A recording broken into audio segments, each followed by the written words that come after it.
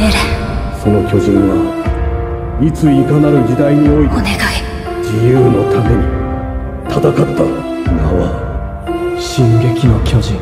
帰ってきて。ねえエレン、これ見てよ。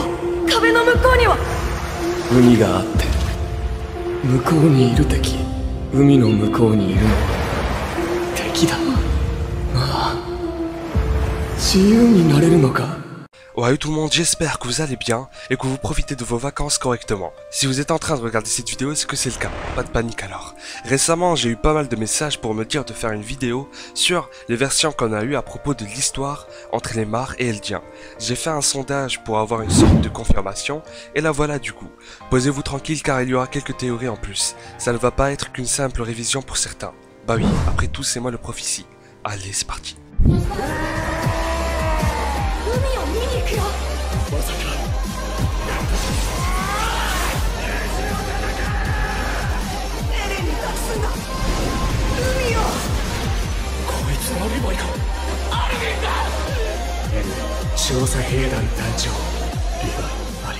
J'aurais jamais cru que j'allais redire cette phrase un jour. Pour raconter une histoire, autant bien le faire. Il y a 1820 ans, une petite fille nommée Ymir Fritz se baladait toute seule dans la forêt en paix. Quand un pédobir sortit de la terre, c'est là qu'ils se rencontrèrent pour la première fois et qu'elle eut le pouvoir du titan, après avoir fait un pacte avec Pédobir Sama.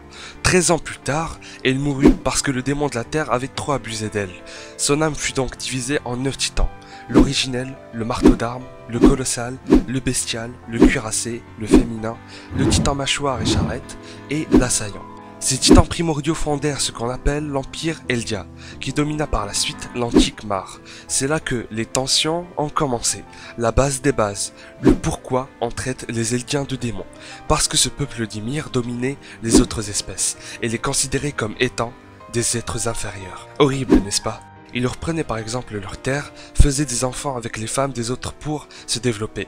Le nombre de victimes causées par ces monstres est 3 fois supérieur à la population mondiale actuelle dans Shingeki no Kyojin. Tous ces crimes durèrent 1700 ans, jusqu'à ce que certains Mar se soient débrouillés pour créer une guerre civile qui finit par affaiblir Eldia, et s'emparèrent de 7 parmi les 9 titans primordiaux. Ces 7 armes leur ont permis de gagner la Grande Guerre des Titans, il y a 80 ans. C'est-à-dire en l'an 1737. Donc Eldia possédait l'originel et l'assaillant. Le marteau d'armes n'était pas directement chez les Mar, mais chez le clan Tybur. Faut savoir que le titan assaillant était porté disparu, selon Mar. On ne sait pas vraiment s'il a participé à la guerre, mais on est à peu près sûr qu'il se transmettait en secret. Ce qui me fait dire ça, c'est Kruger. J'avais déjà parlé de ça dans la vidéo au sujet des souvenirs, je vous invite à aller la voir si vous souhaitez en savoir davantage. Par la suite, le roi choisit d'abandonner et refusa de combattre, rassemblant quelques Eldiens ainsi que des groupes non Eldiens sur l'île du Paradis. C'est là qu'il bâtit les 3 grands murs, Maria, Rose et Sina.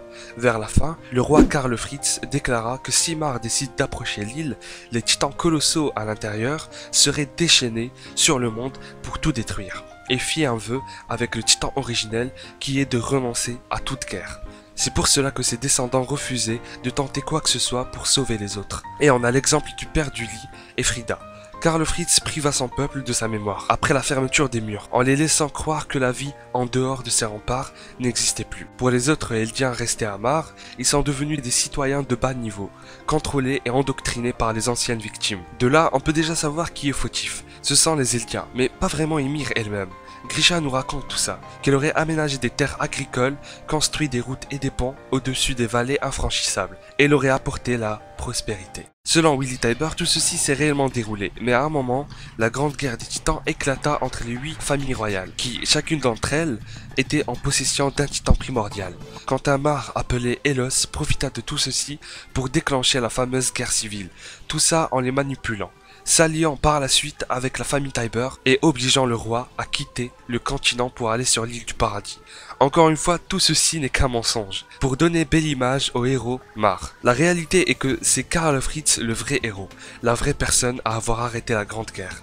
À la base, il n'était pas d'accord avec ce qu'a fait Eldia à Mar. Ça lui faisait de la peine, il était affligé par toutes les maltraitances infligées à ces personnes. Le moment même où il reçut l'originel, il s'associa aussitôt à la famille Tybur et fit le sacrifice de lui-même pour mettre un terme au tyrannique régime eldien. La menace des titans colossaux n'était que pour intimider l'ennemi, l'empêchant de l'attaquer pendant un bon temps. Mais en réalité, il ne veut aucun mal à personne, et comme preuve, il n'y a qu'à voir le pacte de non-agression, et le comportement de ses descendants. Il assumait ses responsabilités, et était même prêt à faire disparaître tous les Eldiens, à cause de ce qu'ils ont fait. On dirait le plan de Sig. Faut savoir que le clan Tybur, après la guerre, a vendu des Eldiens à Mar, en échange de la garantie pour leur famille d'un statut privilégié. Rappel sur ce que j'ai dit tout à l'heure, comme quoi le titan assaillant était porté disparu. Et dans ma théorie sur les souvenirs, j'ai aussi mentionné que peut-être c'est lui qui déclarait les guerres, depuis le début. S'il arrivait qu'il soit que chez des personnes souhaitant la vengeance comme Kruger et Eren. D'ailleurs, voilà une analyse intéressante de la description du titan d'Eren, en tout temps, quelle que soit l'époque, et en toutes circonstances, quel que soit le possesseur ou son statut peut-être. Je suis pas si sûr de ça, mais on continue. Il n'a jamais cessé d'aller de l'avant, porté par sa quête de la liberté. C'est-à-dire que cette quête qui représente la volonté et la motivation de la personne serait transmise à tous les futurs et anciens réceptacles. Il est le titan assaillant, qui veut dire voilà sa véritable capacité. Je n'affirme pas que c'est juste, mais c'est intéressant. Et puis, si ça se trouve, à l'origine, il s'opposait lui-même à ses semblables, et du coup, ça rejoint le fait que lorsque Eren perdait le contrôle, ce n'était pas lui qui s'attaquait au titan, mais l'assaillant lui-même. On a déjà vu Karl Fritz qui a fait un pacte avec son titan, donc les autres auraient aussi une sorte de conscience. Et voilà un autre commentaire qui dit « Il y a 100 ans, lors de la Grande Guerre des Titans, l'assaillant était l'un des 2 titans sur 9 à ne pas avoir rallié Mar et le seul à ne pas trahir la cause d'Eldia. Puisque le deuxième titan, le roi, a fui le combat. L'hôte du titan assaillant de l'époque n'a pas accepté la réalité que l'empire eldien soit détruit. Ce titan a très probablement été transmis en cachette dans les camps eldiens à travers des membres de l'armée révolutionnaire, jusqu'à Eren Kruger, qu'il a peut-être reçu de l'ami de son père, qui l'a sauvé des flammes de la maison, ou du médecin qui a falsifié son dossier. Il est donc transmis à Grisha qui partage les mêmes idéaux de la restauration d'Eldia, et il finit finalement chez Eren, qui a aussi le même désir de vengeance et de quête de la liberté que ses prédécesseurs. Ce titan a toujours été transmis à des hommes en quête de liberté, de la dignité et de la protection des Eldiens. Finalement, on apprend de la bouche de Willy Tybur que c'est les clans Fritz et Tybur qui sont la cause de la chute d'Eldia. Et comme par hasard, le titan assaillant dévore l'originel via Grisha et dévore le marteau d'armes via Eren. Les 2 fameux titans qui ont causé la défaite des Eldiens. Comme s'il y avait une conscience supérieure qui a fait que ce titan s'est vengé de ce qui s'est passé il y a 100 ans. Ou peut-être que l'auteur a voulu que ça soit ainsi par symbolisme. Le présent qui se venge du passé. Avant de finir cette vidéo, je vais vous présenter une théorie qui est très intéressante, pas la mienne cette fois-ci. Et à la fin, vous aurez le discours de Willy Tybur qui a été présenté durant l'exposition récente. C'était magnifique. Bon allez, on commence. On sait qu'Ymir n'avait pas seulement le pouvoir de changer les autres en titans, mais plein d'autres capacités, comme changer les souvenirs, les contrôler, modifier l'organisme pour s'adapter à certaines maladies. D'ailleurs, les Ackerman en sont la preuve, comme Eren le décrit. Ils possèdent la force des titans tout en conservant leur forme humaine. Tout cela nous montre clairement que le pouvoir d'Ymir dépasse celui du titan. En gros, Ymir aurait créé les titans elle-même, sans que ça soit un pouvoir reçu. Le fait que cette fille change une personne en titan bête, sans conscience, je précise, ne s'avère pas être un pouvoir de l'originel, mais c'est dû à un produit qu'elle aurait créé. Pour quel but, vous me direz? Pour dominer l'homme. Créer des géants surpuissants à l'époque était le meilleur moyen, et vu que la technologie n'était pas si avancée que ça pour tuer n'importe quel titan, c'est sûr qu'elle allait avoir ce qu'elle voulait, dominer les autres espèces. Elle savait que les créer omnivores ou carnivores poseraient problème pour tout le monde quand il s'agit de ressources naturelles. Pour éviter le pire, elle les a donc élaborées photosynthétiques. Cela permet au sujet d'Ymir de rester titan pendant une durée indéterminée sans être nourri. De plus, le fait qu'ils soient sans esprit, ou plutôt qu'ils aient moins de capacité de réflexion, pourrait être dû à la limitation du pouvoir d'Ymir. Le sacrifice de l'augmentation de la taille d'Eldien était qu'ils auraient un système nerveux moins complexe. Tout ça pour faciliter sa domination, et ne serait donc pas changé en titan pour ne pas être stupide, logiquement. Et pour les titans primordiaux, ça serait la création finale et ultime d'Ymir, ainsi que la fameuse malédiction qui vient. Depuis le début, elle avait une armée de titans bêtes, qui nous dit qu'elle ne voulait pas d'autres qui soient si puissants et si intelligents. C'est là que cette idée est née, la création la plus ambitieuse, complexe et surtout la plus difficile pour notre Ymir. Tout ce qui concerne la régénération, la volonté, les pensées et j'en passe, le pouvoir d'Ymir était à peine suffisant pour créer quelques titans. On en connaît 9. En créer davantage était impossible, dû à la limitation de ses pouvoirs. J'avoue que c'est un peu simple d'expliquer ça par le fait que ses capacités soient limitées. On n'a pas de preuves, mais ça reste une belle théorie qui tient la route. Et c'est là que vient la malédiction d'Ymir. Créer un titan intelligent exigeait le maximum absolu des capacités. Les choses qu'elle a changées avec son corps étaient si immenses, complexes et puissantes. Elle a réussi, mais les conséquences étaient elles aussi grandes. Bien qu'elle a pu se changer en titan intelligent, c'était trop pour elle. Sa durée de vie a donc baissé à 13 ans. Cette malédiction n'est donc finalement qu'une conséquence de ce qu'Ymir a réussi à accomplir, grâce à ses capacités écrasantes. N'hésitez pas à me dire ce que vous avez pensé de ça. Il reste plus ou moins 10 chapitres pour la fin de Shingeki no Kyojin. Je mets souvent des annonces sur Twitter. Pour ne rien rater, il est en description et en commentaire.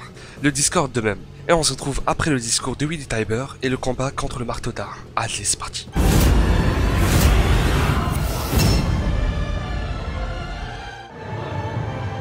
エルディア帝国は巨人の力で世界を支配しています。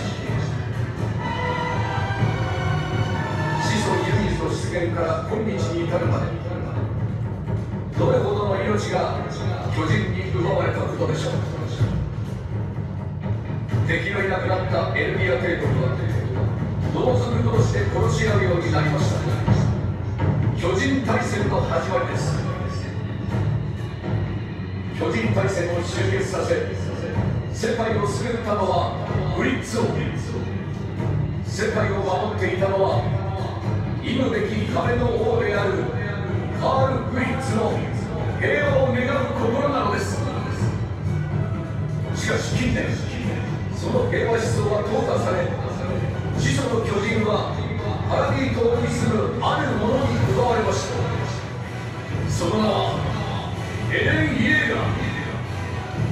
つまりエレン・イェーガーは壁に潜む幾千万もの超大型巨人たちによる襲撃、地ならしを発動させる可能性を秘めています。その脅威を阻止できるとすれば今しかありません。パラディ島の悪魔と共に戦ってほしい。今ここに宣言します。パラディ島敵勢力へ宣戦布告。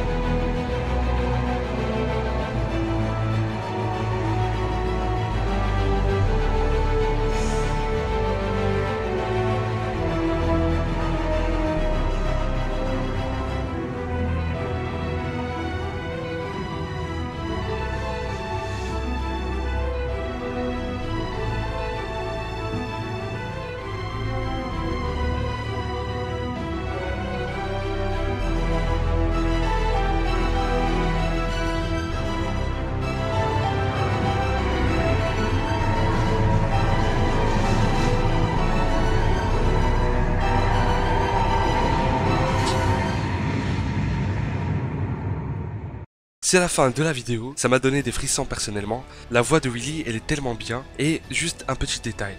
Lors de la version de Willy, lorsqu'il racontait sur la Grande Guerre et sur Ymir, on a vu le titan qui a donné la pomme à Ymir.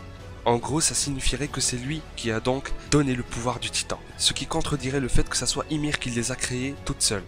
Mais n'oubliez pas que ça reste juste la version de Willy Tybur. Question pour vous. Pensez-vous que c'est Ymir la véritable créatrice du pouvoir de titan? L'espace commentaire est pour vous. On attend la saison 4 prévue pour 2020 avec impatience. Je vous invite à partager la vidéo, c'est important, à me soutenir sur YouTube si vous le voulez en regardant une pub gratuitement. Il y a comme d'habitude des t-shirts du titan assaillant et des ailes de la liberté en toutes les couleurs pour les intéresser. On se retrouve pour la revue du chapitre 120 et ce nombre m'inquiète. Je vous lâche un énorme qui te dans la gueule et passez de bonnes vacances.